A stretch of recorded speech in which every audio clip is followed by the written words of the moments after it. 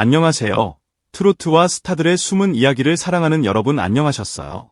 오늘은 남편이 의사인데요.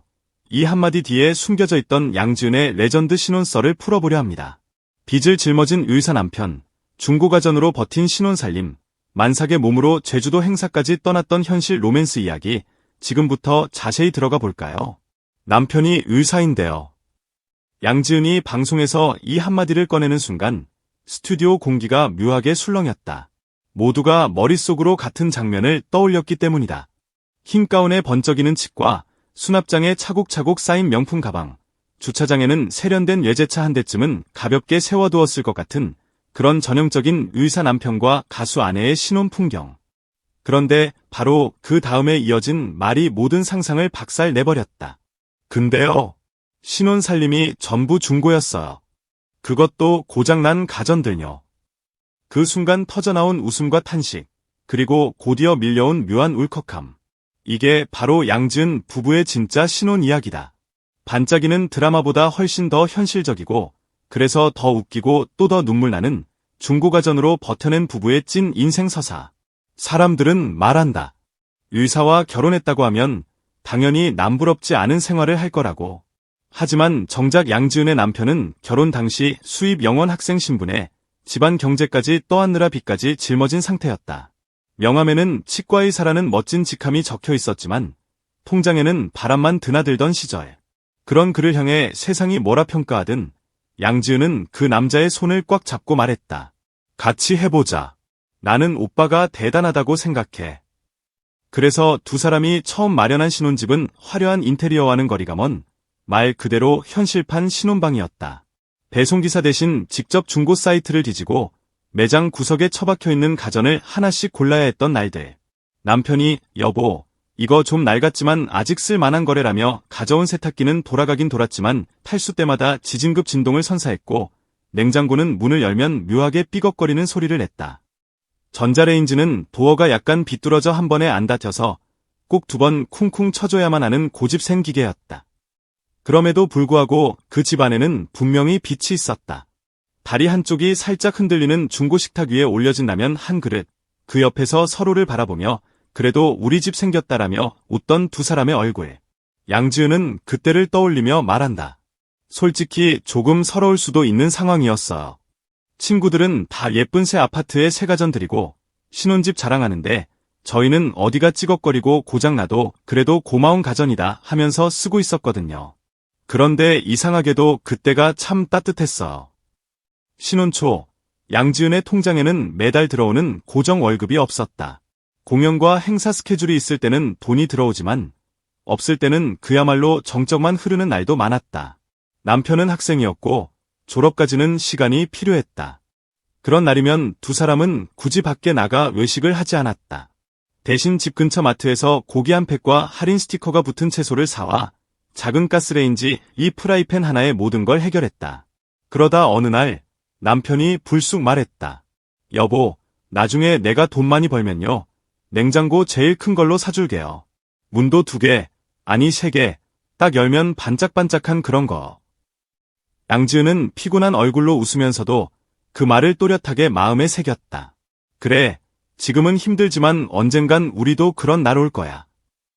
하지만 그 언젠가를 앞당기기 위해 그녀가 해야 했던 일은 결코 가볍지 않았다. 생활비를 마련하기 위해 양지은은 만삭의 몸을 이끌고 배를 타고 제주도 행사까지 다녀왔다.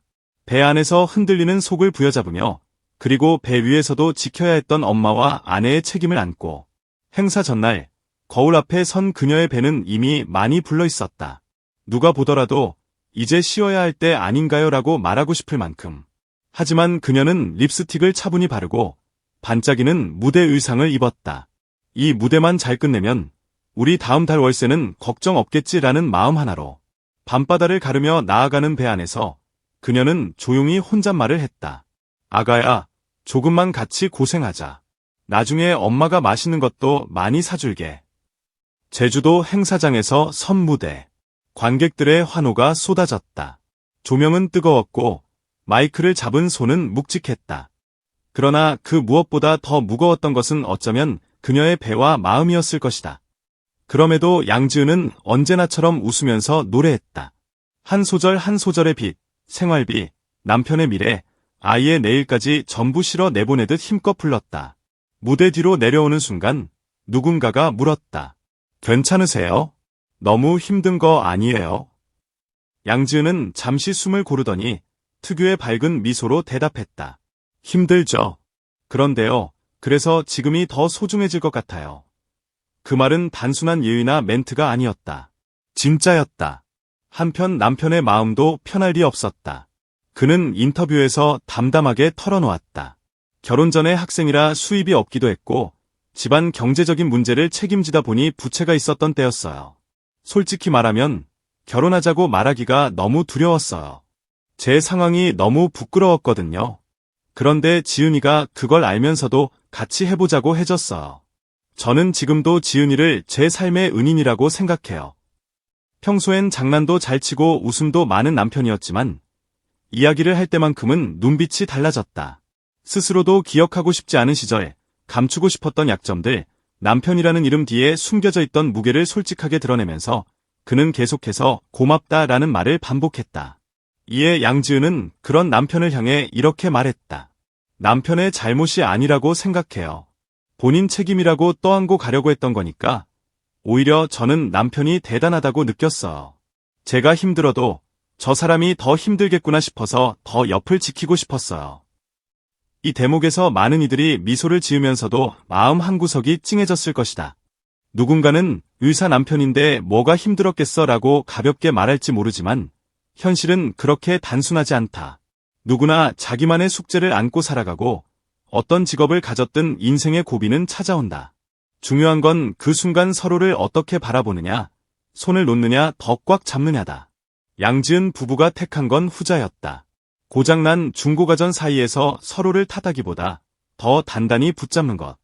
흠집난 냉장고 문을 열면서도 나중에 더 좋은 걸로 바꾸자라고 희망을 얹어웃는 것. 세탁기가 멈출 때마다 우리 인생이 여기서 멈춘 건 아니니까요 라며 농담을 던지는 것. 시간이 흘러 그들이 지금 서 있는 자리는 분명 그때보다 훨씬 안정적이다. 방송에서 가족 여행을 떠날 수 있고 아이들이 환하게 웃으며 뛰어다니는 모습을 시청자들과 나눌 수 있게 됐다. 바비큐를 굽는 남편의 손길에는 예전의 불안 대신 여유가 깃들어 있고 그의 옆에서 고기를 받아먹는 양지은의 표정에는 우리가 여기까지 왔다 라는 뿌듯함이 배어 있다. 여전히 사람들은 묻는다. 그래도 의사랑 결혼하니까 결국 좋네요. 그럴 때마다 이 신혼설의 진짜 핵심은 의사라는 직업 자체에 있지 않다는 사실을 떠올릴 필요가 있다. 중요한 건 타이틀이 아니라 빚을 안고 있던 그 시절에도 서로의 손을 놓지 않았던 용기, 만삭의 몸으로 배를 타고 행사장에 서야 했던 순간에도 웃음을 잃지 않으려 했던 태도. 고장난 중고가전을 두고도 서로를 원망하는 대신 지금 우리가 같이 있다는 게 더 중요하다고 말할 수 있었던 마음이다. 남편이 의사인데요. 이 말만 들으면 누구나 부러워할 수 있다. 하지만 그 다음 문장이 진짜 레전드인 이유는 그 속에 이 부부가 지나온 시간, 버텨낸 계절, 같이 흘린 눈물과 웃음이 모두 담겨있기 때문이다. 신혼 살림은 중고였고 가전도 자주 고장났어요. 만삭 때는 생활비 벌려고 배 타고 제주도 행사도 다녀왔어요. 그래도요. 그래서 지금이 더 감사해요. 양지은의 이 고백은 결국 우리 모두에게 묻고 있는지도 모른다. 당신은 지금 무엇으로 버티고 있나요? 어디까지가 조건이고 어디부터가 사람인가요? 화려한 새 가전 대신 낡고 투박한 중고들로 버티던 그 신혼방 한가운데에서 이 부부는 누구보다 진짜다운 사랑과 책임을 배우고 있었다. 그리고 그 이야기 끝에 남는 한 줄. 남편이 의사인데요. 그래서 행복한 게 아니라 힘든 시절에도 내 편이 돼준 사람이 바로 그 사람이어서 제가 행복한 것 같아요.